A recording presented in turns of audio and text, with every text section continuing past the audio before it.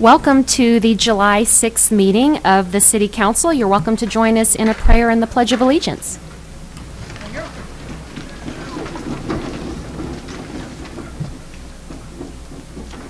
Father, we praise you and thank you for your most precious gift, human life and human freedom. Touch the hearts of our lawmakers with the wisdom and courage to uphold conscious rights and religious liberties for all. Protect all people from being forced to violate their religious convictions. In your goodness, guard our freedom to live out our faith and to follow you in all that we do. Also, please protect those who risk their lives every day protecting our freedom. In your name we pray. Pledge allegiance to the flag of the United States of America and to the republic for which it stands, one nation under God, indivisible, with liberty and justice for all. I'll call this meeting to order and roll call. Mrs. Powell? Branch. Here. Costales. Here. Graham. Here. Henry. Here. Hussey. Here. Mahalovich. Prather. Here. Schreiber. Here. Scrivener. Here. Ward. Here. Thank you. Item 3, adoption of agenda. Is there a motion? So moved. Second. All in favor? Aye. Any opposed? Thank you. And at this time, I would like to introduce somebody new to our council meetings, and his name is Jonathan Jackson, and he's sitting right over here next to Mrs. Strope and Councilman Branch. Jonathan is going to be the liaison to the Jefferson City Council from Lincoln University. So I want to welcome Jonathan, and I'd like to read his bio, and then I'll give him a moment to say a few words about himself. And Jonathan's role is going to be sort of a link, if you will, between Lincoln University and the city. We'll give him a chance on every council agenda from now on where he can announce something that's happening at Lincoln. It can be a homecoming that's coming up or an event or something that he thinks would be of interest to the community. And then our goal would be, as he learns what's happening at the city level, that he would take that back to the student population at Lincoln University so they'll know what's happening at the city. So welcome, Jonathan, and I'll read your bio if that's all right. Jonathan Jackson is a business marketing student at Lincoln University. Jonathan was born and raised in Kansas City, Missouri, in a single-mother household along with his little sister. Faced with many hardships, he decided to live beyond the circumstances that life presented and persevere. Jonathan began his journey at Lincoln University in 2009. It wasn't easy for him. He ultimately decided to leave Lincoln in 2010. He knew he had to return to Lincoln University to fulfill a purpose. He was unsure exactly what it was, but knew he had to return. Returning in 2013, he had a new motivation and drive to finish his degree while impacting his campus at the same time. Immediately, he got involved and stayed involved by serving in numerous student leadership positions at Lincoln University. Jonathan now understands why he returned to Lincoln, and as stated, returning was the most mature and risky decision he has made, and he is glad that he did. Jonathan wants to graciously thank Dr. Kevin Rome, Mayor Carrie Turgeon, Councilman Graham, and all of the City Council for this opportunity. He is elated to begin and, more importantly, ready to assist with the change, not only at his university, but the thriving city of Jefferson. So welcome, Jonathan, and if you'd like to give us a couple words about yourself. I think you covered it all, Mayor Turgeon. I just want to say thank you again for having me and allowing me to serve in this position. I'm very humbled and grateful. Thank you. I look forward to working with all the City Council men and City Council women at the same time on various things for the university and the community. This is one of the very few steps that our president has said he wants to bridge the gap between our city and our university. So I think this is another step towards that goal. I think last year was a very good year for the community and our university, but I look forward to doing even greater this year, working with everyone in the city of Jefferson on those efforts. So thank you again for having me, and I'm looking forward to getting to work. Great. Well, welcome. We're glad to have you here. And Jonathan won't be a voting member. Jonathan is mostly here to listen and take in what's happening. And I hope that all 10 of the council will use Jonathan as a resource and know that if they want to get his opinion on things or learn more about the university, they'll do that. So we'll look forward at every meeting to having a couple minutes or announcements about Lincoln from Jonathan. So welcome today. Thank you. And also, I would like to acknowledge if we have any scouts in the audience this evening, and if we do, they're welcome to come to the podium and say their name and what scout troop they're with, and maybe what badge they're working on. I see we may have some in the back. Would you like to come forward and say what school you're from and your name? Come on. Now look how tall he is. Welcome. You can say your name and what school you're from. I am Thomas Welch from Trinity Lutheran School. Thank you. Okay, thank you. Pack 8. Thank you. It looks like we have some others. You're welcome to come forward if you'd like. I'm Thomas Nichols. I go to Lewis and Clark Middle School, and I'm from Troop 11. Welcome. Glad to have you. Thank you. And are there any other scouts that would like to come forward tonight? Okay, well, we really appreciate you all coming. Is there one more that wants to come, maybe? Well, thank you all for being here. Appreciate it very much. And, all right. Item 4A, introduction of promotions and new hires from the Jefferson City Fire Department. Chief Schofield. Thank you, Madam Mayor. I'll have the firefighters stand and approach the podium.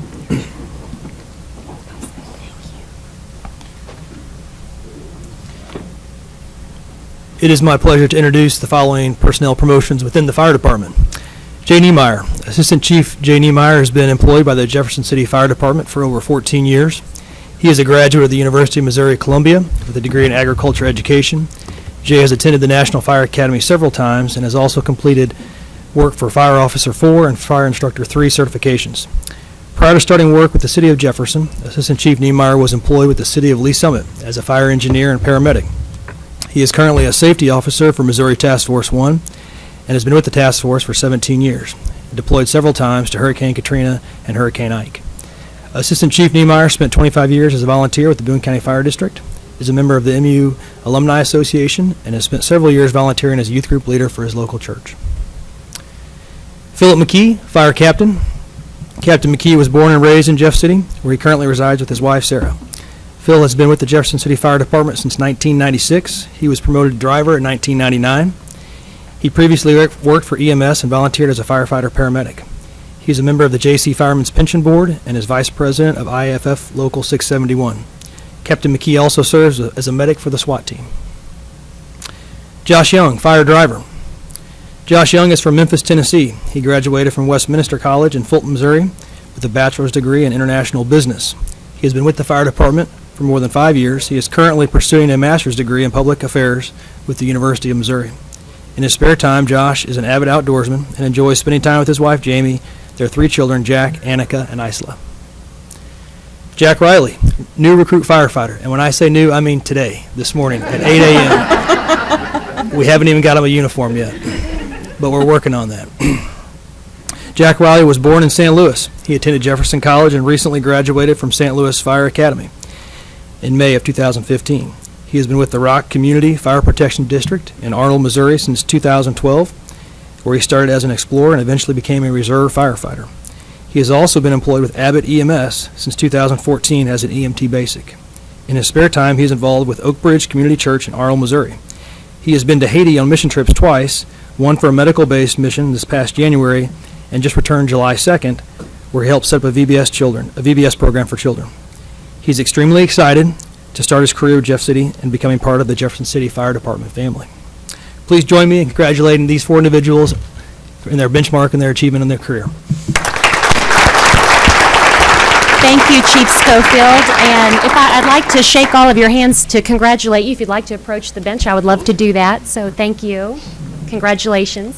Thank you very much. Thank you. Thank you. Thank you. Welcome. Thank you. Well, congratulations. Glad to have all of you and appreciate all the fine work that our fire department does. So welcome and congratulations. Item 5, public hearing, we have none. Item 6, appointments by the mayor, we have 3. Gail, would you like to go over those? All right. Item 6A, Mrs. Strope, if you would want to go over the 3 appointments. Sure. The appointments are, there are 2 appointments to the Cultural Arts Commission. Those individuals are Casey and Suzanne Luther. And then 1 appointment to the Cemetery Resource Board, and that's Tim Theroff. Thank you. And we will have a motion to approve those 3. Second. Any discussion? All in favor? Aye. Any opposed? Great, so those 3 will carry, and I believe tonight we have Casey Osterkamp in the crowd in the back. Thank you. Casey, welcome. I know a lot of times our appointees aren't always here when they get appointed. I appreciate you taking the time to come, and look forward to having you serve on the Cultural Arts Commission. So I know Casey wanted to be here to sort of get to know the council a little better. So we welcome you and look forward to working with you. So thank you for being here tonight. Thank you. Item 7, presentation from staff, consultants, and invited guests. Tonight we have item A. Bill Lockwood is going to present a recognition of the Parks and Recreation Staff for Life-Saving Efforts on June 21st. And we have 4 of the lifeguards here. If those 4 would like to come forward, Casey Heiberger, Spencer Wolf, Sam Dudenhafer, and Oz. So if those 4 would like to come forward, Bill is going to give us some information about what happened that evening. Thank you, Mayor. On Sunday, June 21st at approximately 4 p.m., a 21-year-old unresponsive male was pulled from the 3-foot end of Ellis Porter Pool. Staff indicated the victim swam underwater the length of the pool from the 5-foot area to the 3-foot area. When he reached the side of the pool, he briefly came up for air and then submerged again. Lifeguard Casey Heiberger recognized the victim was in distress, sounded the alarm, and jumped in and pulled him from the water. According to the staff, the victim had a faint pulse and CPR was started. Casey performed compression and lifeguard Spencer Wolf performed rescue breeze. After 3 rounds of CPR, lifeguard Sam Dudenhafer attached the AED to the victim. The AED delivered 1 shock and the victim's pulse was present and regular. The victim began to throw up and the suction device was used to remove material from the victim's mouth. The victim regained consciousness and was responsive and transported to Capital Region Medical Center by ambulance. Assistant pool manager on duty for the day, Audrey Cruzy, called 911 and was alert enough to recall again at a later time when they were a little late showing up and also maintain crowd control during the event. I'd also like to introduce to you Julie Prenger, who's manager at the Ellis Porter Riverside Pool, and Laurie Herzing, who's our recreation supervisor in charge of aquatics and other programs, who's responsible for the training that these young people receive. And also Phil Stiles, our division director, who aquatics is underneath his area of responsibility. I'd like to also acknowledge these young folks and their fine deeds by a letter that Mayor Turgeon received, and I'd like to read it to all of you. It's, Dear Mayor Turgeon, I wish to call your attention to the magnificent performance of the pool staff at Ellis Porter Swimming Pool on Sunday afternoon, June 21st. I hope you will share this email with Bill Lockwood and his staff. In the late afternoon of Father's Day, the pool staff noticed a submerged young man in Ellis Porter Pool. Taking swift action, the staff pulled the lifeless young man from the swimming pool. According to the paramedic report given to the hospital where the young man was taken, the staff did a remarkable job of resuscitating this young man. As a retired paramedic of 33 years, I can assure you, based on the ambulance radio report the treating paramedic gave to the hospital, this man would not be alive if it were not for the quick and accurate treatment of your pool staff provided this man. Your pool staff pulled the lifeless man from the pool and immediately applied the AED to the man. The AED recommended a shock and your staff delivered the shock. They then began 6 rounds of rescue breathing to the man and he began breathing on his own. He was awake at the time EMS personnel arrived. These actions and this result should not go unrecognized. It is not the first time I have commended on the efficiency and proficiency of your pool lifeguard staff. However, this is the most remarkable event that I am aware of. Because of the quick response and accurate treatment of your staff, this young man did not die today. Well done. Sincerely, Kevin Corley, EMT paramedic, retired. So these folks, let's give them a hand. Thank you.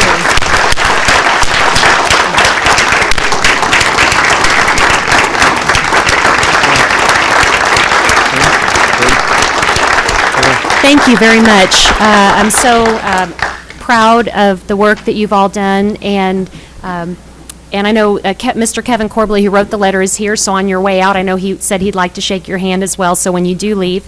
Before that, I wanted to ask all four of you to come up here, and I thought maybe we can get a picture of the four of you here, and then I'll present each of you with a letter of thanks, and then also a city coin. So again, I appreciate your quick response and training that you've done, so come on forward, and we'll get a photograph together.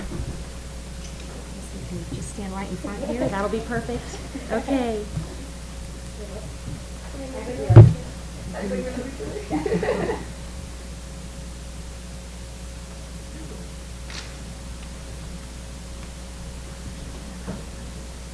Thank you. Did everybody get the shots they need? Okay. And then before you leave here, I'd like to present to all of you. So Casey, we have yours. So thank you very much. And then a city coin for you as well. And Spencer Wolf, lifeguard. Oh, Spencer, thank you. Thank you, Spencer. And a coin for you as well.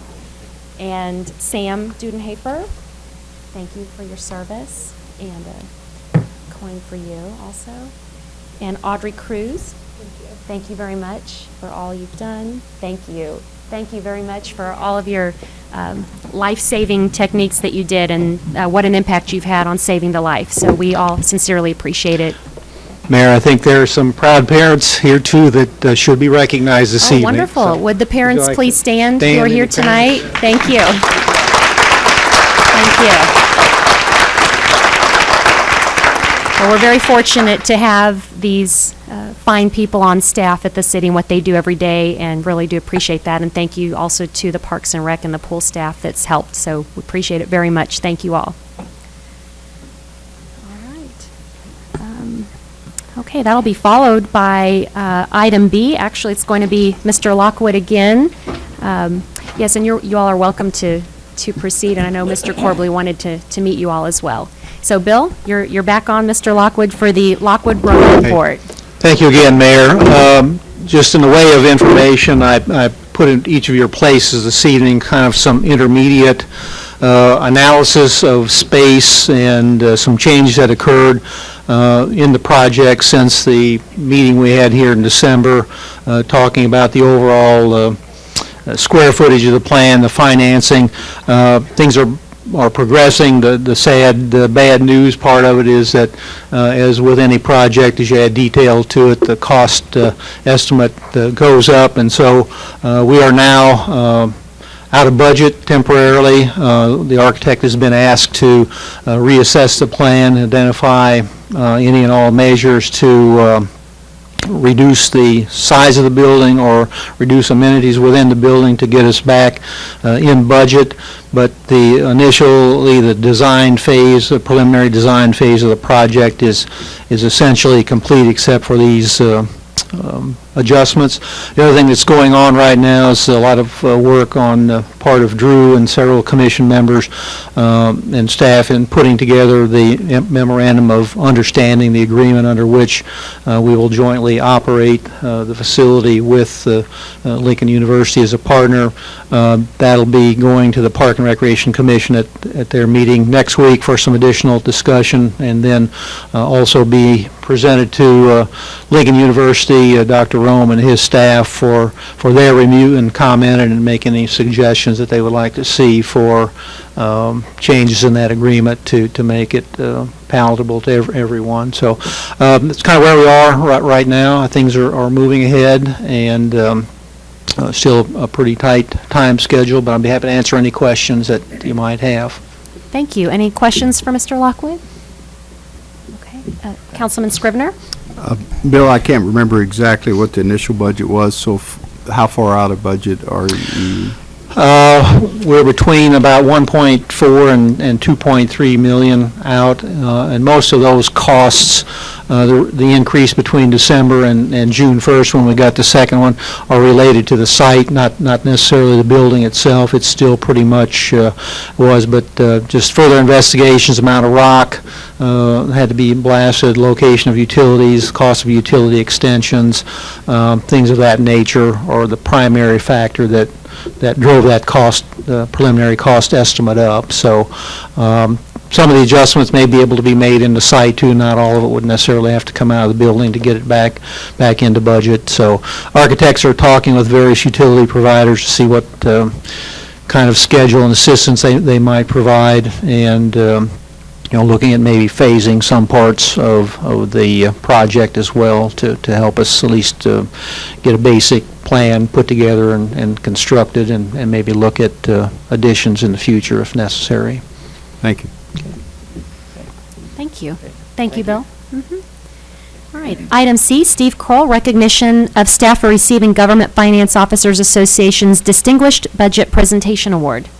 And I'll ask Mr. Betts and his staff to come forward. The city has received the Government Finance Officers Association Distinguished Budget Presentation Award for our fiscal year 2014-15, which is the current year that we're in, which to me is a big deal.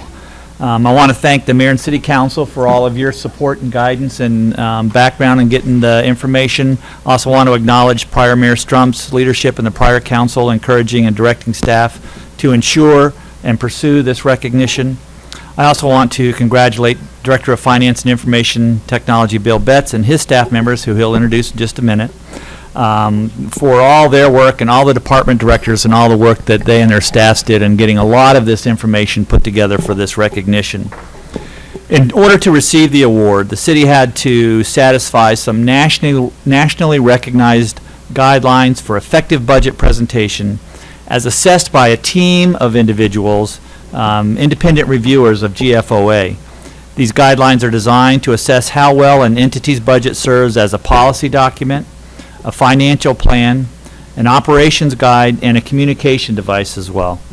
The budget documents for the city received the recognition as proficient, which is the highest recognition level in all of those areas that I mentioned. So with that, the city was able to receive the recognition. Just for some perspective, in 2014, there were approximately 828 municipalities recognized for the award out of about 18,000 members of GFOA.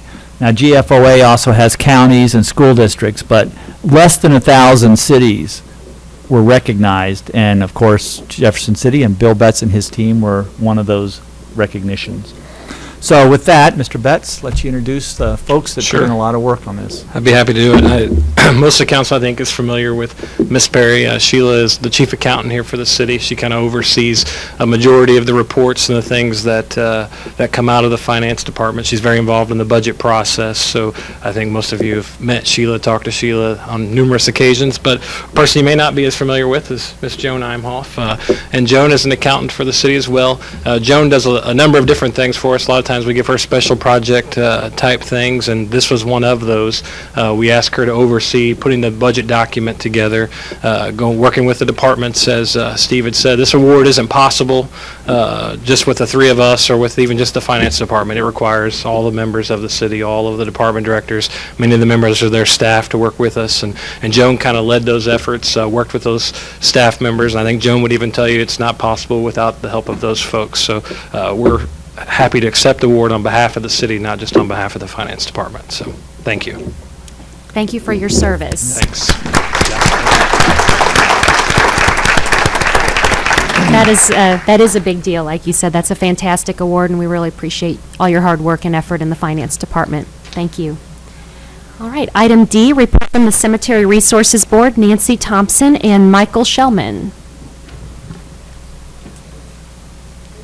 Welcome. David Grellner is our Environmental Health Manager, and he's present tonight as well. Wonderful. Thank you, Mr. Grellner. Good evening. My name is Michael Shellman, and I'm one of the members of the Cemetery Resource Board. And the other member, There she is, Nancy Thompson. And we just wanted to give you a summary of our report that we have previously presented to you. We're just going to do a little summary of that. To give you a little bit of background about the city cemetery, the Woodland Old City Cemetery, it's located in the 1000 block of East McCarty Street. And, oops, thank you.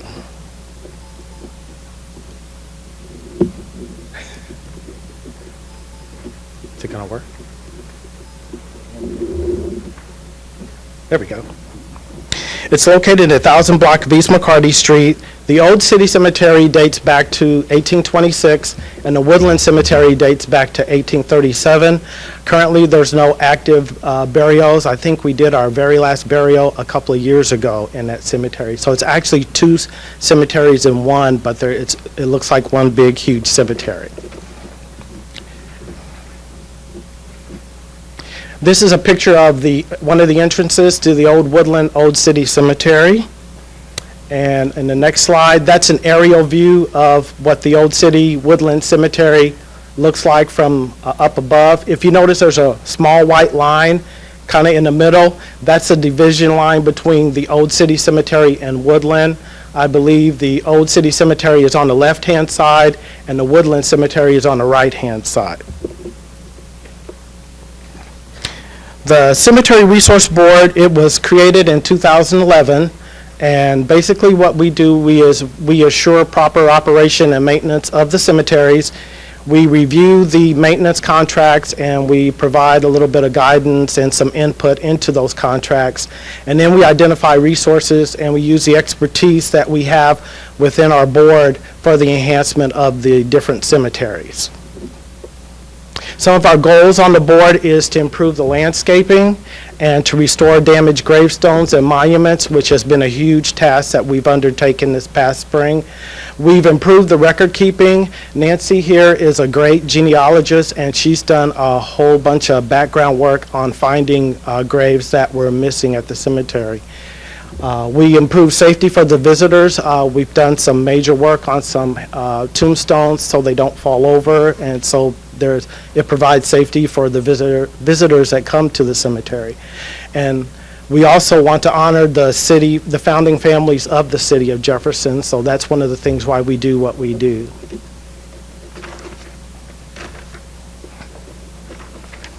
Okay, the restoration. In 2013-2014, the first major restoration project, we were allotted $5,000 out of the city budget, and what we did with that $5,000 is we restored 31 gravestones.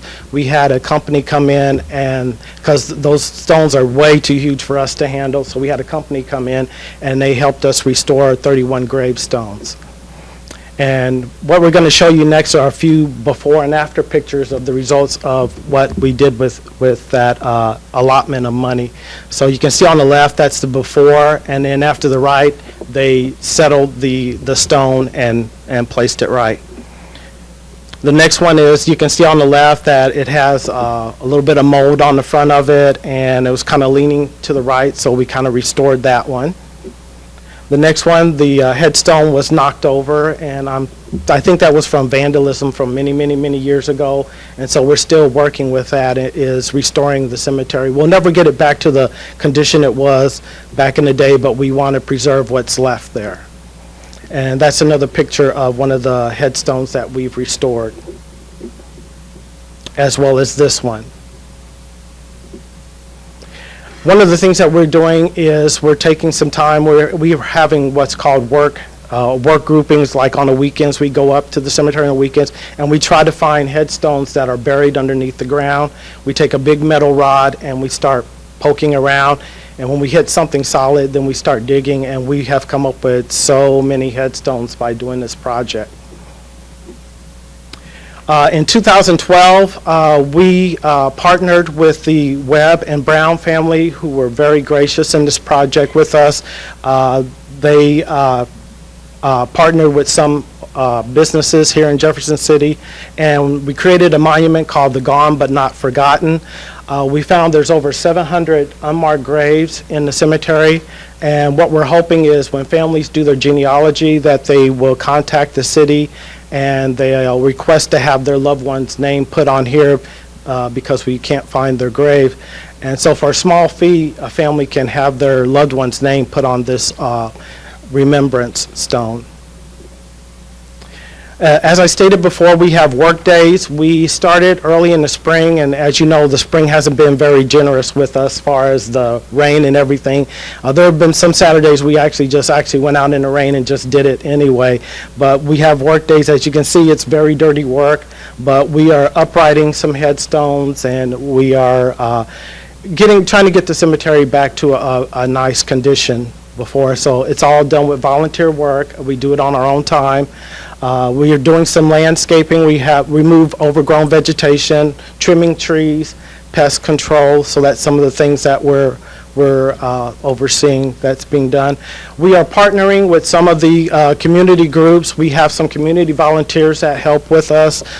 We've used some Girl Scouts and Boy Scouts and Eagle Scouts. Particularly this past Memorial Day, we put flags on the graves of soldiers.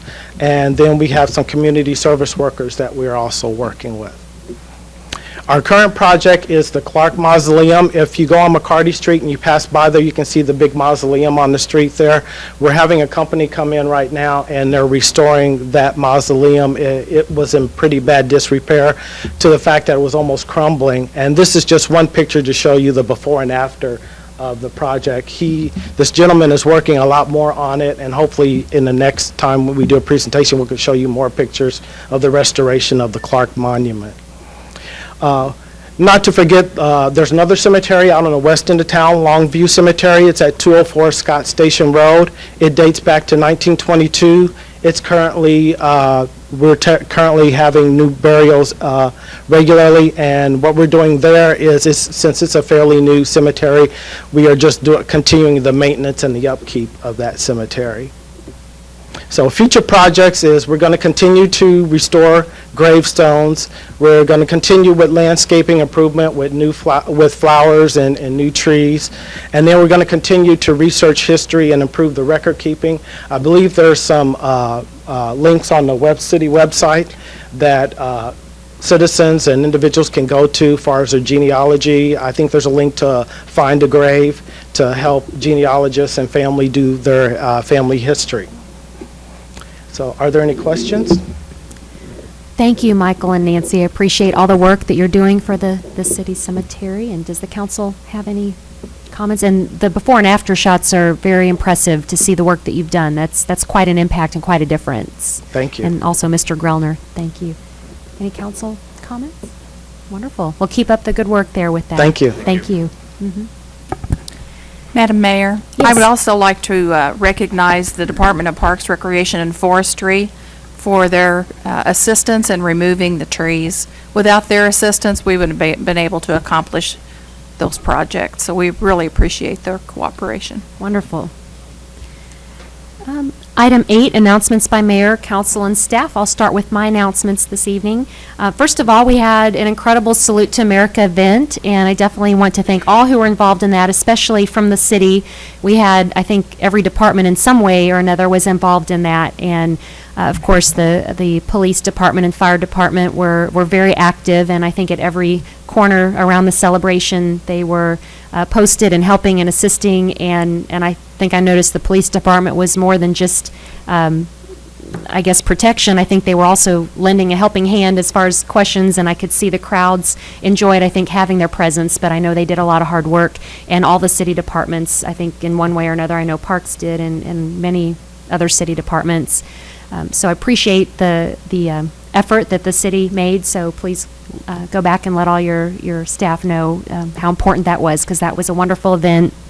And I was thankful to participate in the 100th year rededication ceremony of the Capitol Cornerstone on July 3rd. That was quite an impressive ceremony and a lot of history, and looking forward to the next 100 years. And then that afternoon there was the parade, and I know City Hall was kind of the starting point for that, and they graciously allowed people to come in and out and assemble here, which was very helpful, and it was a nice parade that evening. And then there were several events at the Capitol, so thank you. And Councilman Scribner was our liaison this year, and I know there was a lot of meetings and behind the scenes that had to be done to make this event happen. And County Commissioner Chris Shepperly was the head of the foundation, and so there was a lot of city-county work, and appreciate that, Councilman Scribner. A couple other events. I attended in Columbia a celebration for the Columbia Regional Airport a couple of weeks ago, and was happy to be invited just as a partner. The city had contributed the funds to see that project through, along with many other partners, and the mayor in Columbia, Mayor Bob McDavid, invited all of us who had participated, having representatives there, and so the city was represented, and several other businesses in our community. So it was great to see the Jefferson City and Columbia partnership, because that's very important to both communities. So appreciate Columbia reaching out to us and having us at that event.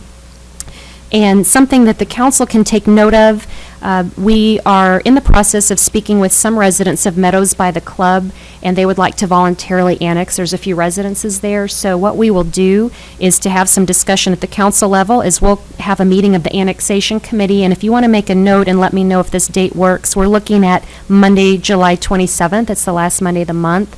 So I'll send something out, but look at your calendars, and if we have enough participation, we'll have a meeting of the annexation committee, which is a meeting of the entire council. So Monday, July 27th, tentatively 5:30 p.m. to discuss Meadows by the Club's a few voluntary residence annexations. So whenever I'll get something out and see if that date is feasible, and if so, I'll have Phyllis send out a meeting notice. So that's tentative. Something else, Greenberry Acres.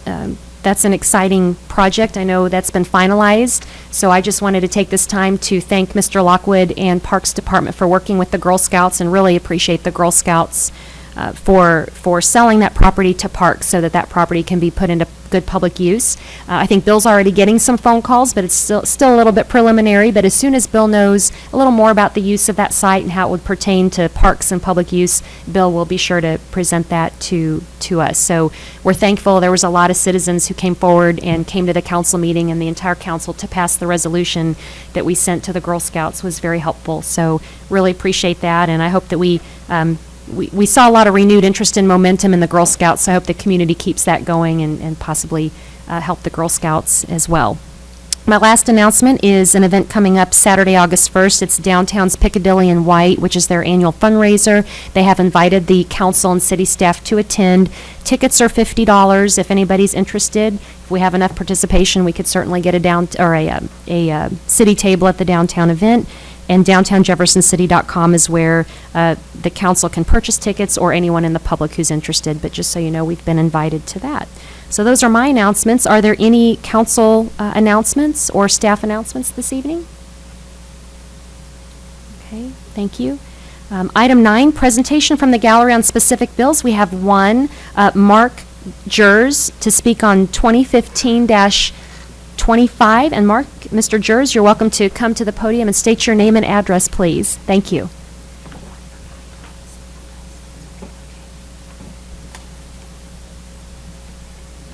Welcome. Thank you, Mayor. First of all, congratulations on pronouncing my last name correctly. Thank you. My name is Mark Jers, and I live in St. Louis, Missouri, address 605 Dartmouth Crest Drive in St. Louis County. I am with Advanced Drainage Systems, a manufacturer of corrugated polypropylene pipe materials. Madam Mayor, City Council, and attendees, this past weekend's Independence Day holiday reminds us of the commencement of our great democracy and laid the foundation for our form of government. In part, the duty as community leaders is to protect the interests of the members of the community that elected the officials. Financial responsibility is certainly a key component of community interest, with costs of our infrastructure constantly rising. I come before you tonight to recap my July 26th letter to you regarding the proposed ordinance 2015-25, as well as Phase 2 of Basin 5 and 6 sewer that bids tomorrow. Advanced Drainage Systems manufactures a high-performance sanitary sewer pipe material made from a plastic called polypropylene, called Sanitite HP by ADS. This plastic is an innovative advancement in polymer science and began its use for sewer in Europe over 30 years ago. Today, it is rapidly becoming a mainstream sewer option in the U.S. As I shared with you in my letter, city staff is not allowing this material to compete on Basin 12 or 5 and 6, Phase 2. This is despite being the base bid option on Phase 1 of Basin 5 last summer. Instead, these projects are specified with a single material option, PVC. Not allowing polypropylene to compete is a major shift in staff philosophy, given that the average savings in pipe offered to the city on Phase 1 of Basin 5 and 6 was about $130,000. I do not have allowable time permitted tonight to rehash the variety of misstatements and fuzzy math that translated into the project being awarded and installed as PVC. Last summer, Mr. Morash acknowledged that the city routinely allows and uses Sanitite, and it does offer cost savings. He also acknowledged that it was allowed on the Frog Hollow sewer because of budget constraints. Finally, Mr. Morash stated that the city tries to do what is in the best interest of the city. So then, why would this pipe not be allowed on current projects if staff specifies this material and knows that it will save the city money? It is also worth noting that it is specified on the stormwater portion of Basin 12, but that part is not being awarded, presumably because of cost overruns. In October of last year, once Basin 5 and 6 Phase 1's work commenced, I contacted Mr. Seaman requesting a meeting to discuss what we needed to do to ensure that polypropylene was included on upcoming projects. The following day, I received the letter from him that I had shared with you. There are several valuable statements in this brief letter. Polypropylene was allowed on Frog Hollow because of budget constraints. Shouldn't that almost always be the case? The pipe sizes on the current projects are generally not the same as Basin 5 and 6 Phase 1. So how can a price correlation be obtained as stated? The engineer's estimate for pipe on Basin 12 is 50+% higher than the norm for this part of Missouri. Were these numbers inflated to protect the anticipated higher prices without competition? Even still, Basin 12's costs are more than 5% over the engineer's estimate, which is roughly $160,000. You may or may not know that Basin 5 and 6 Phase 2 had to be rebid because the low bidder did not want to honor his very low bid.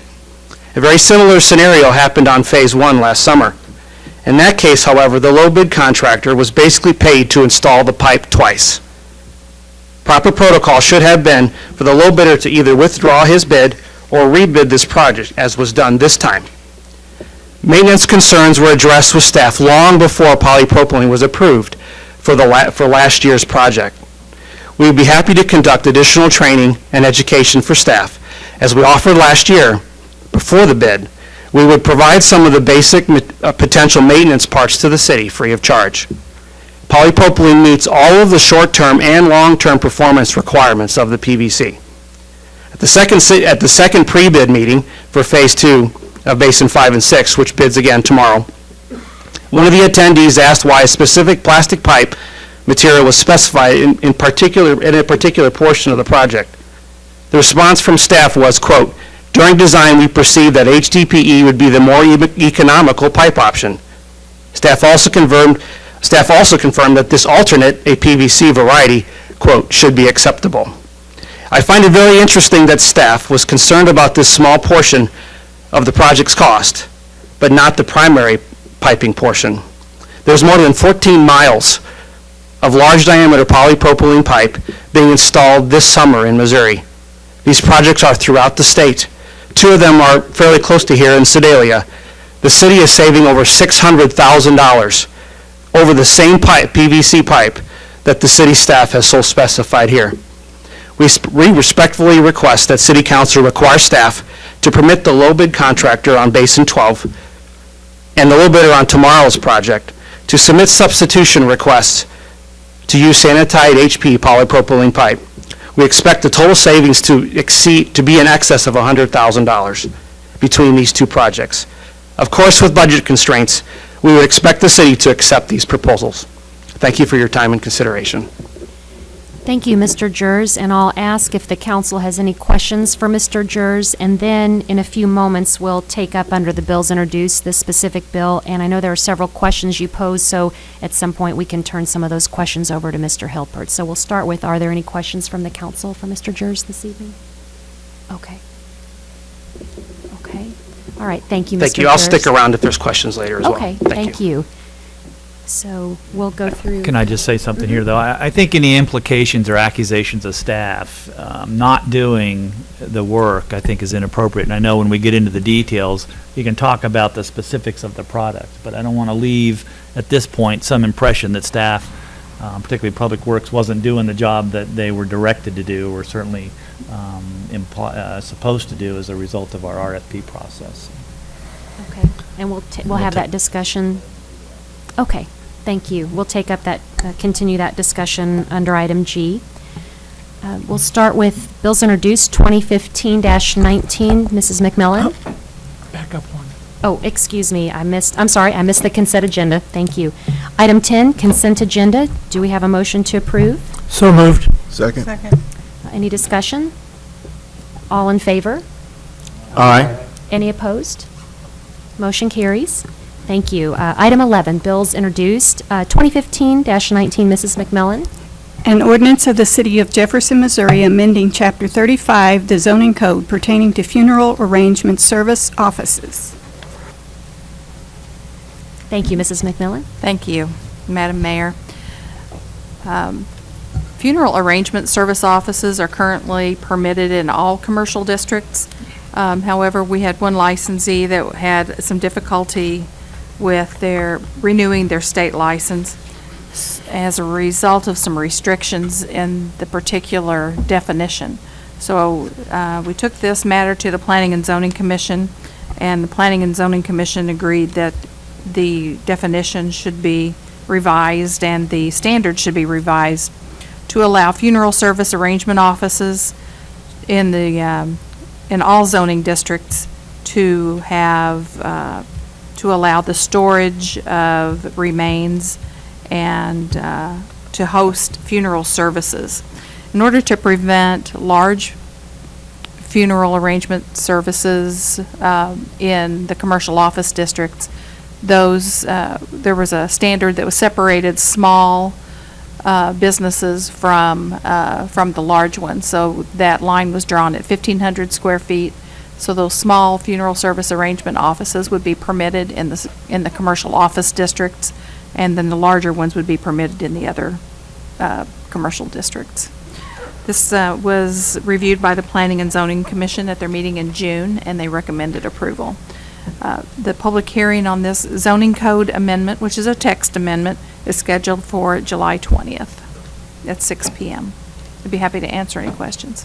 Thank you. Any questions for Mrs. McMillan? Thank you. Item bill introduced 2015-20, Mrs. Powell.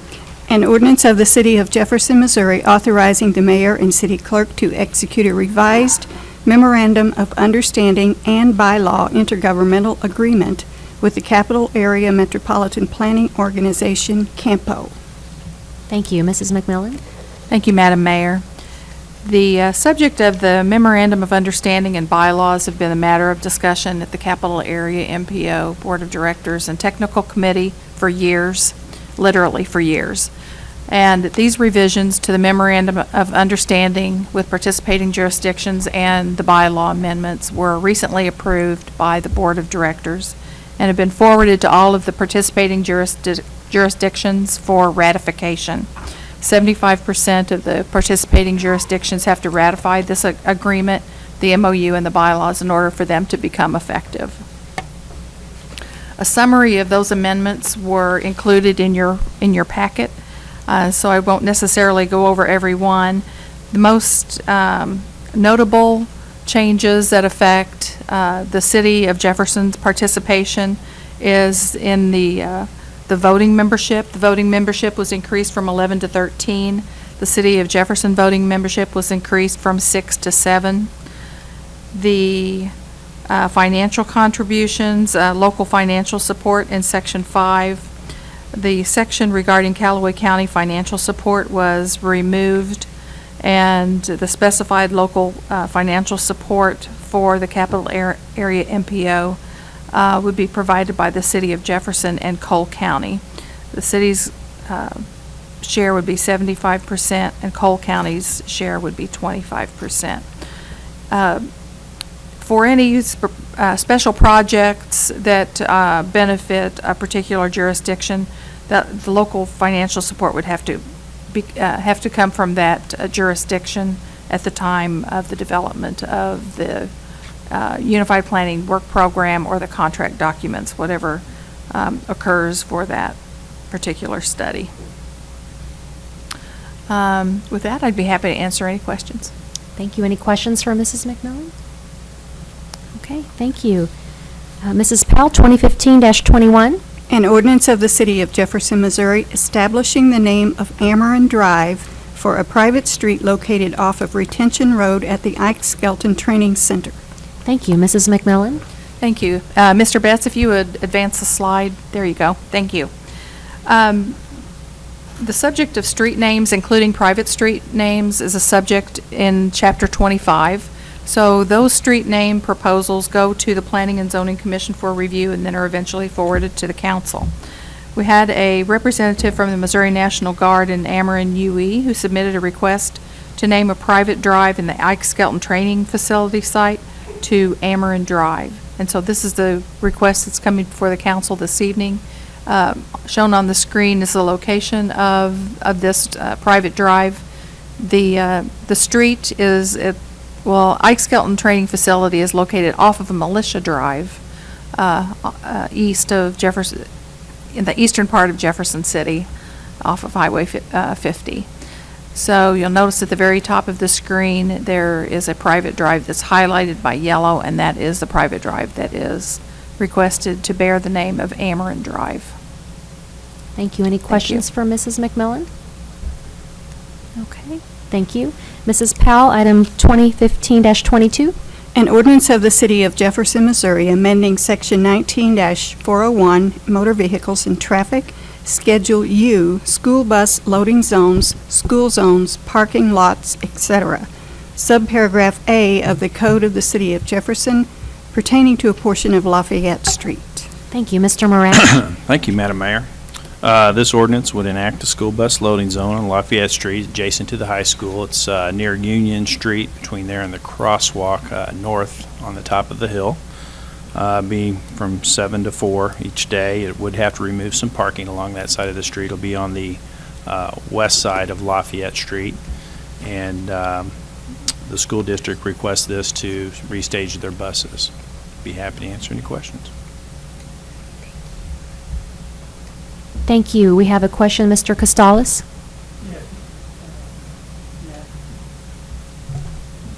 Yes. Is there any impact on the homeowners across the street as far as their driveways? This is in the area where Lincoln is across the street only. So it's on the same side as, it's on the west side of Lafayette Street, near Union Street, which is the street that runs between the school and the football field. Okay. It's not going on up the hill? No, sir. Thank you. Councilman Graham? Matt, how many parking spots will that alleviate if? I believe roughly 7? 10. I didn't count them all, but roughly in that range. And now I will point out that, you know, mostly students park in this area now. Several years ago when we did both the project with the roundabout and redid Leslie, we created a bunch of new spaces there for people to park at that are usually not parked at today. And then also on Stadium Boulevard, there's several new spaces have been created. People are not parked there on a regular basis either, so there are spaces where those tend to park in still. So there are roughly 10 buses at one point? I believe 10 buses is what they're trying to stack in this area. And they all fit? Yes, yes, sir. that. And I didn't mention, this request also filtered through TNT, which I think you said on, Mr. Graham. And it was vetted by that group as well. I just wanted to point that out because there was a Yes, couple sir. of questions to ask about that. Thank you. Mrs. Powell, item 15-23. An ordinance of the City of Jefferson, Missouri, authorizing the mayor and city clerk to execute a $1,178,353.54 agreement with Jefferson Asphalt Company for the 2015 Mill and Overlay Project. Thank you. Mr. Marash? Thank you. As the clerk indicated, this is a construction contract with Jefferson Asphalt. It's for our annual mill and overlay contract. It's just under $1.2 million, which is the annual sales tax budget for overlay in the city. Basically, all the projects that were discussed on the list with Public Works and Planning Committee have been included in the bid, and we recommend approval. Thank you. Any questions for Mr. Marash? Okay. Mrs. Powell, item 2015-24, please. An ordinance of the City of Jefferson, Missouri accepting right-of-way from the Stone Ridge Transportation Development District. Mr. Marash? Thank you, Madam Mayor. This is a right-of-way dedication from the for Stone Ridge and Hard Rock Drive. It's basically being dedicated by the TDD that was set up in the area near the new Sam's Club. Also, a part of this is indicating not only they're dedicating right-of-way, but that we allow them to construct a fence around the quarry, and that also we would allow them to hook into our electric system for street lights to run their sprinkler system control box. Basically, the last update I heard on this was the road should be open by July 17th at the latest, and I think Sam's Club opens about a week thereafter. Be happy to answer any questions. Thank you. Any questions for Mr. Marash? Okay, thank you. Mrs. Powell, 2015-25. An ordinance of the City of Jefferson, Missouri authorizing the mayor and city clerk to execute a $2,816,590 agreement with Hutchins Telecom, LLC for the Basin 12 Relief Sewer Project. Thank you. Mr. Marash? Thank you, Madam Mayor. As clerk indicated, another construction contract with Hutchins Telecom to construct a Basin 12 relief sewer, and that's in the area near Bel Air School. It basically goes through some backyards and connects our new pump station to very close to Memorial Park. The goal of it's to increase capacity, and there's a map of it right there. We probably ought to take that down. That's for the later closed session. And then it would also remove 2 constructed overflows that are in that system, which is part of our EPA consent order. And so we'd get those out, and all of this project needs to be done by next summer. So very important project to the city. There were 2 alternates, a alternate for a smaller sewer line on Livingston, which is not really part of this, but it's in close proximity. We felt the bids were a little too high on that, so we're not recommending it. We feel it's a smaller project, 8-inch diameter sewer, much smaller pipe. We would be better off bidding that separately and getting a smaller, have more competition with the smaller contractors could do that work. Same goes for the Bel Air Carmack stormwater portion of the job. That bid came in a little high as well, so we would recommend not awarding that alternate either. Now, that project is ready to go out for bid, so we would probably turn that around and put that out for bid and see if we can have one of our smaller contractors give us a little better bid on that. On this particular job, I will point out there was some comments earlier about budgets and things of that nature. One of the things that we're seeing on some of our larger jobs in the wake of JCI going out of business is that we are seeing increased costs. There's no doubt about it. We went back and looked at bid tabs over the last couple years, and if you were to take out the JCI bids and just look at the remaining bidders, there's almost a 25% increase. I think Mr. Bangy did that work for us here recently when we evaluated this bid. So there are some increased costs due to just that competition with that company. Now, were those really good bids and we were the fortunate ones to get those bids on other projects? Probably so. Since that person did go out of business, that company. And that's kind of the details of the project. If you'd like, I could try to address some of the comments made earlier about the project. I did send the council, mayor and council, a memo last week describing, just kind of in reply to those comments that we received by email, and I just could run through them if that's okay with the council, just real briefly, and that way if there's any questions. Let me flip pages here. One thing I would point out, we do allow this type of pipe, I'll call it the ADS pipe for lack of a better term right now, but on city stormwater projects, less critical projects, that if we do have some leakage around joints or things, that it would be much less critical on a stormwater project. In fact, the one at Satinwood right now is being built out of this pipe. So So it's not that the city has banned his pipe type, from that manufacturer's pipe type in the city, nothing like that. We have 2 actual installations on sanitary sewer jobs, and we did those in areas that were fairly accessible. This is newer to us and the mid-Missouri area, really, this type of pipe installation and our contractors. Now, both of those jobs, we had installation issues with passing air testing, things of that nature.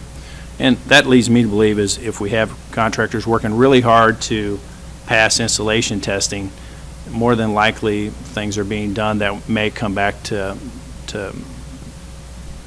surface again in the future, which causes more repair issues. So that gives us a little pause for specifying the ADS type pipe on very large sewer projects, especially in critical areas. One of the projects he's talking about goes right through the middle of Lincoln University, is near the football field. To get in there and work on that can be very problematic in the future just because of all the events that are happening there. We wouldn't want to inconvenience those folks. The other project, Basin 12, that I'm talking about now, it's in a lot of backyards, and many times people think a pipe, you might want a better pipe type under a street, and then you may scale down a pipe type. That's common in backyards. Well, if you work for a local system like we do here at a city, you'll find that that's more problematic almost, just because of dealing with the multiple homeowners and yards that you have to go through, and aggravations that causes your homeowners. So that really, as you probably all well know, can be a problem. So we want to make sure we have a good pipe type that's very long lasting. The other issue on our 2 projects that were installed, I included in my memo some pictures. If you look at the pipe types, what you want in a sanitary sewer is a very smooth pipe, so the flow doesn't get hung up or anything like that. We've noticed in the ADS type pipe there's some reflective, it's a rib pipe, and without getting too technical here, cut me off if I'm going too long, but it's ribbed on the outside and smooth on the inside, but once you bury it and it gets compacted around it, those ribs tend to reflect inside, and we've noticed that on stormwater pipes and these sanitary sewer projects, and I have pictures of that in the memo I sent you. What that does, has led to some increased buildup in a very short time. So you don't want your buildup in a sanitary sewer pipe. Obviously, that would not be a good thing. Could lead to additional clogging and backups and things of that nature. So it isn't, we don't consider it a complete equal to PVC. PVC's more rigid, and so we want that rigid pipe, especially in our big sewer projects like this. They're very important. The other thing we just briefly touched on, life cycle. If you look at the pipe, and maintenance issues in the future, if we have some gaping and things at joints, those are all life cycle issues, and both pipes obviously will sit in the ground a long time, so we consider them basically 100-year pipes when we talk about things like this. Over the life of that, sure you're going to need some small repairs here and there. We could short line the PVC, which is just a small lining of a segment. We found more recently that's problematic with the ADS pipe as well. So when we look at those life cycle issues, I believe I calculated it's about, on our last job, about a 6% in the bid itself was about 6% the pipe type. So, over the long haul, the city is, we consider the city better off with a PVC pipe over the long haul of that. Again, I've already mentioned the accessibility issues. I think where these 2 projects are located, places we don't want to have to go back and work on or maintain over for a very long period of time. So I've tried to hit the highlights there. Will say that there was some discussion of, well, it'd bring the pipe type, the cost down of the other pipe possibly if you bid multiple pipes and things. Well, certainly that's possible, but we typically bid a pipe, and if it's an equal pipe, we would entertain that issue.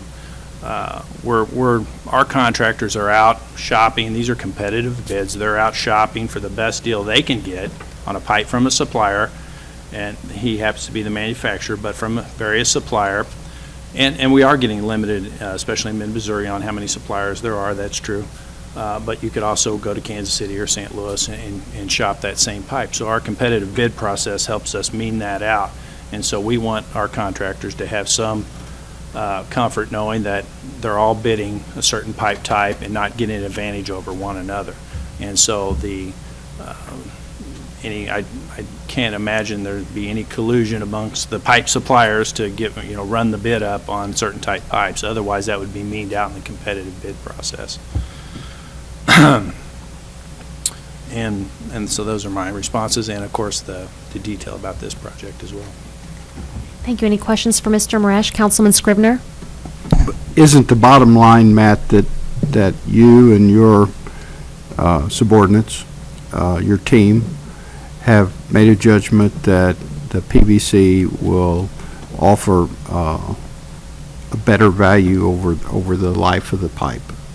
And you've given us the reasons why you've made that judgment, but isn't that the bottom line, that you think the cost differential, that the additional value to the city offsets the cost differential? That's correct. And again, this is a new pipe. We're watching what our neighbors are doing, always going to conferences, conferencing with them, talking with them. If some of these issues are overcome, that would be a possibility in the future. But bottom line, we hire consultants to help us bid these projects as well. And we believe it in the best long-term interest of the city to go with PVC on these large diameter projects. The one question I have in regard to that logic, and I don't have a problem with, I think that's your job as staff to do that. You're the professionals, the experts, if you will, on the subject. So I certainly, as a council person, can't make that judgment. I'm not trained to do it. I'm not equipped to make that judgment. So I have to rely on staff to make that judgment. But the one caveat that I'll say is, by not bidding it, you don't really have a dollar amount to weigh the value offset. Doesn't it come at some point in time? Isn't it possible that the cost savings could outweigh the value offset? Is there any possibility of that? And without bidding it, you don't know what that cost is. Well, when people talk of possibilities, always sure there's anything's possible, but and there's also ways to get at that cost without bidding as well. Okay. Talking with the suppliers of the pipe or the manufacturers, it's all these other little issues that go into it that we're weighing against it. Again, we're talking the pipe, for example, we're replacing in Bel Air school area. I don't know the exact age Eric is here. Maybe when would that area develop? 50, 60 years ago, something like that. Still functioning, but we have to take out and reconstruct. So certainly PVC, much better product than what's in the ground over there now. 100 years is not far stretch that we should expect to get out of this pipe. So over 100 years of life cycle of going in, maintaining, cleaning, and doing all those things, it would have to be a pretty wide discrepancy to overcome that. I will say this, just as a confirmation, I've contacted a couple of engineers in the city and talked to them about their impressions of the two pipes. And they've pretty much, without knowing what you were going to say or you knowing what they said, they confirmed same offsetting, the same flexing, the same buildup, potential buildup issues. And so I'm comfortable with the explanation that you've given us, and certainly what they had to say. I was comfortable with it to begin with, but I'm even more comfortable now after having talked to other engineers. So, but I do offer that one caveat, I guess, is that at some point in time, cost could become a factor that outweighs additional value potentially. And I'm not saying it would in this case. Thank you. Any more questions for Mr. Marash from council? Okay. All right, thank you. And the next item, Mrs. Powell, is 2015-26. An ordinance amending the code of the City of Jefferson, Missouri pertaining to stormwater floodplain management. Thank you. Mr. Marash? Thank you. Yeah, this ordinance will amend our stormwater code. Basically, by our EPA consent order for stormwater, we have to adopt a code for water quality by July 31st, end of this month. That's what this new ordinance does, and basically, it defines a water quality volume in Jefferson City and how to calculate it, which is 1.37 inches over 24 hours. We refer to the MARC manual on how to calculate it, and also refer to it as a reference manual as well. The MARC manual is basically the metropolitan area of Kansas City that they all utilize, and we utilize in our other stormwater portions of our code. We've held several meetings to talk to the design professionals in the city that are going to have to implement this for, say, developers. We've also met with the leadership of the HBA, discussed it with them, and I think we've talked about it at least 3 recent Public Works and Planning Committee, the last 3 in a row, 3 months in a row. I have got a lot of feedback on the ordinance. I think everyone knows it's something we have to do. Then once this is adopted, if the council chooses to adopt it, we would submit that as what we've adopted to the EPA. Now, they might comment on it that it may need additional controls. They may approve it. I'm not certain at this point. So this is our proposal to satisfy what's in our consent order at this time. And that, of course, that could be a long process going back and forth with the EPA as well. So I'd be happy to try to answer any more questions about it as I could. Thank you. Any further questions for Mr. Marash? Okay. Mrs. Powell, 2015-28. 27. Did we just do 27? No. 2015-27, I'm sorry. An ordinance of the City of Jefferson, Missouri authorizing the mayor and city clerk to execute a $375,000 agreement with Continental Commercial Products, LLC, CCP. Thank you. Mr. Hilpert? Thank you, Madam Mayor. The last city council approved an economic incentive offer to Continental Commercial Products, CCP, for them to relocate their factory from the St. Louis area to Jefferson City. And of course, we've all seen the news announcements that they've agreed to do that. Part of that agreement was that the city and the county would provide $500,000 of economic incentive payments to make infrastructure improvements. The city's share of that is $375,000. CCP is now ready to start doing those things and have asked that we execute the agreement. So that's what this is. The county's already executed an agreement for their share of it, and the chamber's working with them on some of the other economic incentives. And I did ask the chamber president, Randy Allen, to be here tonight, which he is. So I'm sure he's happy to answer any questions, as am I. Thank you, and thank you for being here as well, Randy, Mr. Allen. And are there any questions for Mr. Hilpert or Mr. Allen? Councilman Henry? I'd like to suspend the rules for 2015-27 and vote on that tonight if we could, please. Okay. I'll second that. Any further discussion? All in favor to suspend the rules? Oh, we actually don't have to do that. They're suspended unless that's right. to object. You're right. Thank you. Okay, so we will take up 2015-27. Mrs. Powell? An ordinance of the City of Jefferson, Missouri authorizing the mayor and city clerk to execute a $375,000 agreement with Continental Commercial Products, LLC, CCP. Thank you. Any further questions or discussion from council for Mr. Hilpert or Mr. Allen? Okay. Mrs. Powell, roll call, please. Branch. Aye. Costalis. Aye. Graham. Aye. Henry. Aye. Hussey. Aye. Mahalovich. Aye. Prather. Aye. Schreiber. Aye. Scrivener. Aye. Ward. Aye. Motion passes. Thank you. And Mr. Allen, thank you to the chamber for your work on this project as well. Thank you. All right, item 2015-28, Mrs. Powell. An ordinance of the City of Jefferson, Missouri amending the 2014-2015 budget of the City of Jefferson, Missouri by moving employees between divisions of the Law Department and reclassifying positions within the personnel schedule. Mr. Hilpert? Thank you, Madam Mayor. I've got Jana Wood in our court is retiring at the end of the month, and she is a pay range 10, which starts at $30,567.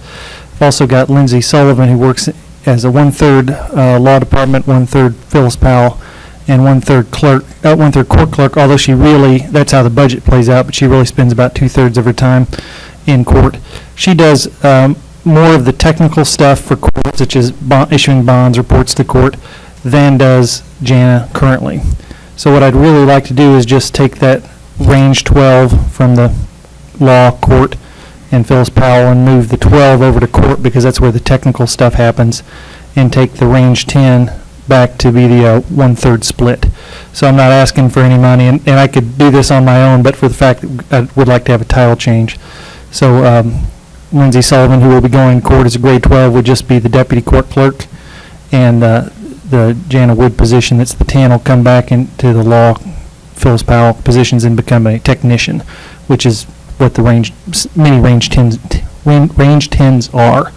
So there's no cost to the city, so I'm really just flopping one position over and bringing one back and making their titles reflect what they actually do.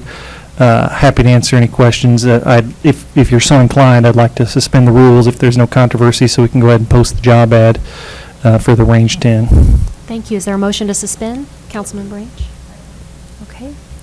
Motion, we will suspend the rules, and Mrs. Powell, 2015-28. An ordinance of the City of Jefferson, Missouri, amending the 2014-2015 budget of the City of Jefferson, Missouri by moving employees between divisions of the Law Department and reclassifying positions within the personnel schedule. Thank you. Any further questions for Mr. Helpert? Okay, Mrs. Powell, roll call, please. Costales? Aye. Graham? Aye. Henry? Aye. Hussey? Aye. Mahalovich? Prather? Aye. Schreiber? Aye. Scrivener? Aye. Ward? Branch? Aye. Bill passes. 2015-17, bills pending. Mrs. Powell? An ordinance of the City of Jefferson, Missouri, authorizing the mayor and city clerk to execute a $297,488 agreement with Alexander Open System, AOS, for the 911 Center Telephone Upgrade Project. Thank you. Chief Schrader? Thank you, Madam Mayor. As the clerk indicated, this authorizes an agreement with Alexander Open Systems for a 911 telephone system within both our primary 911 center at the police department and our redundant system at Fire Station 3.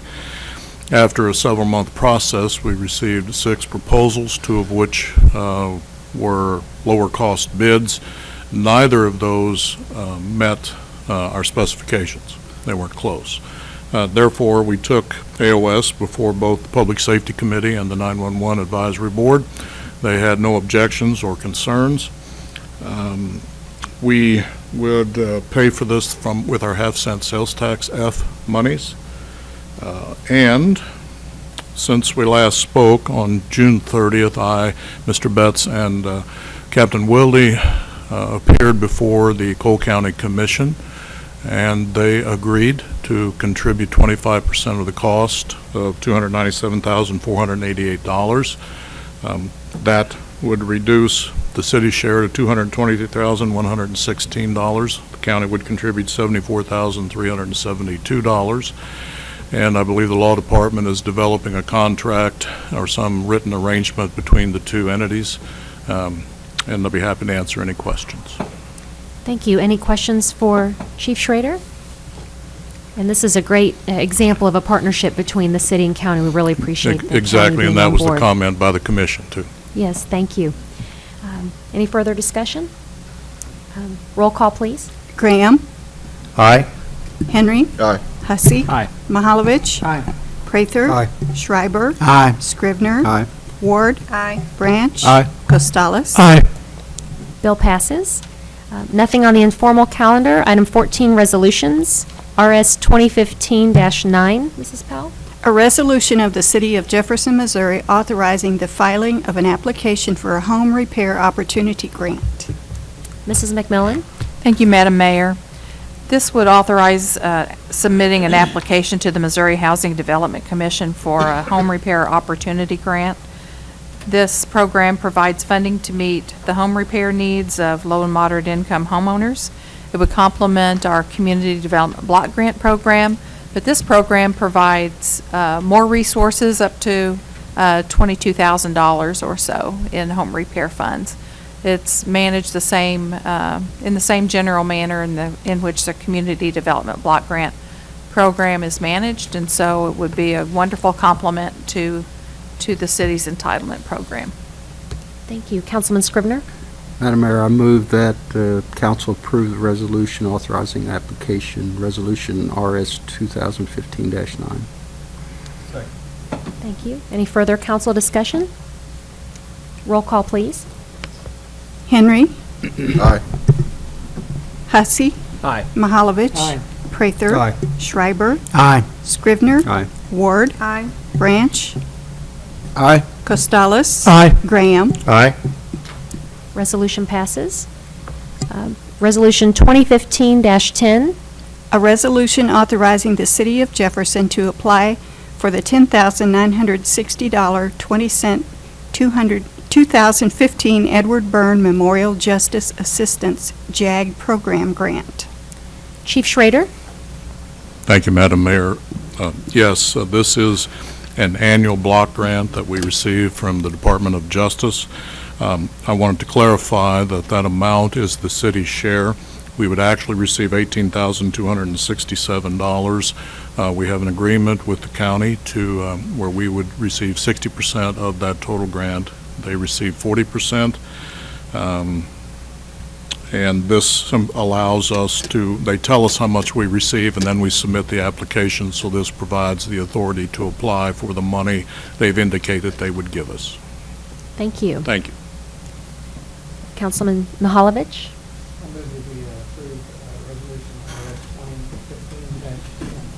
Second that. Thank you. Any further discussion? Roll call, please. Hussey. Aye. Mahalovich. Prather. Aye. Schreiber. Aye. Scrivener. Aye. Ward. Branch. Aye. Costalis. Aye. Graham. Aye. Henry. Aye. Resolution passes. Item 15, presentations from the gallery on other topics. Do we have any in the crowd this evening? Okay. Thank you. Item 16, council and staff discussion on presentation topics. There were none. So item 17, any new business?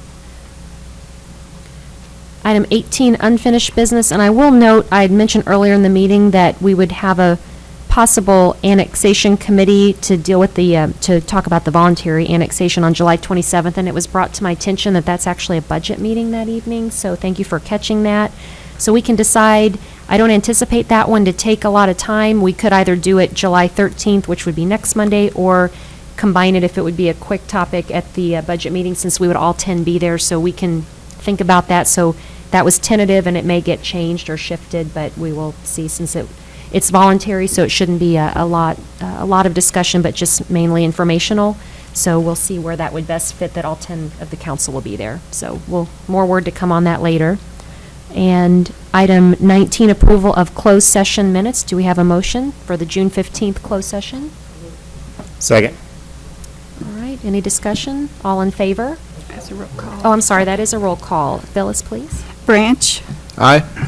Costalis. Aye. Graham. Aye. Henry. Aye. Hussey. Aye. Mahalovich. Aye. Prather. Abstain. Schreiber. Aye. Scrivener. Aye. Ward. Thank you. Motion passes. Item 20, we'll have a motion to go into closed session. Mrs. Powell, did you want to read the, you want to read the, or should I read it? Yeah. Okay. Pursuant to Section 610-.021 of the revised statutes of Missouri, the chair will entertain a motion to go into closed session to discuss the following: legal actions and real estate. Do we have a motion? Second. Roll call. Branch. Aye. Costalis. Aye. Graham. Aye. Henry. Aye. Hussey. Aye. Mahalovich. Prather. Aye. Schreiber. Aye. Scrivener. Aye. Ward. Okay, in 5 minutes, we'll reconvene here for closed session. Thank you.